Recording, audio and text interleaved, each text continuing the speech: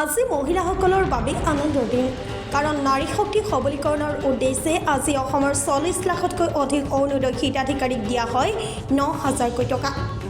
গোলাঘাট নগৰ অঞ্চলত 13টা ৱাৰ্ড সামৰি প্ৰায় 5,000 হিতাধিকাৰীয়ে লাভ কৰে এই টকা। গোলাঘাটত অৰুণোদয় ধনৰ সভালৈ যোৱা দেখা গ'ল দুগৰাকী 80 উৰ্ধৰ আইতাক। তেওঁলোকে এই ধন লাভ কৰি মুখ্যমন্ত্ৰীক ধন্যবাদ জনায়। আমি টকা পাবো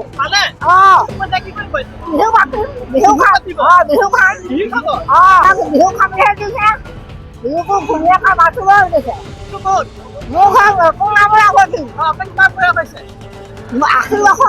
আনফালে এগৰাকী মহিলাই এই ধন লাভ কৰি মুখ্যমন্ত্ৰীক ধন্যবাদ জনোৱাৰ লগতে তেখেতৰ স্বামীয়ে কয় যে তেখেতৰ পত্নীৰ বেমাৰৰ খৰচ এই ধনেৰে কৰি থকা হৈছে।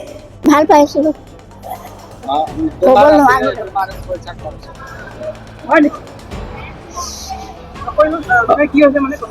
বেমাৰ আছিলে এই পইচাটো বেমাৰত যাব আৰু ধৰি লওক আমাৰ যি মানে আমাৰ ল'ৰা ছোৱালী নাই কিন্তু আমি চলি আছো এই মুখ্যমন্ত্ৰী যোজনাৰ ওপৰত এই পইচা পাইছোঁ আমি খুব ভাল পাইছোঁ। ধন্যবাদ মুখ্যমন্ত্ৰী, খুব ভাল মুখ্যমন্ত্ৰী, এনেকুৱাই হ'ব লাগে আৰু আমাৰ এই অসমৰ ভিতৰত যি কাম কৰিছে বহুত ভাল কাম কৰিছে, আমি খুব ভাল পাওঁ। আমাৰ বিজেপি চৰকাৰ খুব ভাল, আকৌ ভোট দিম এইবাৰ।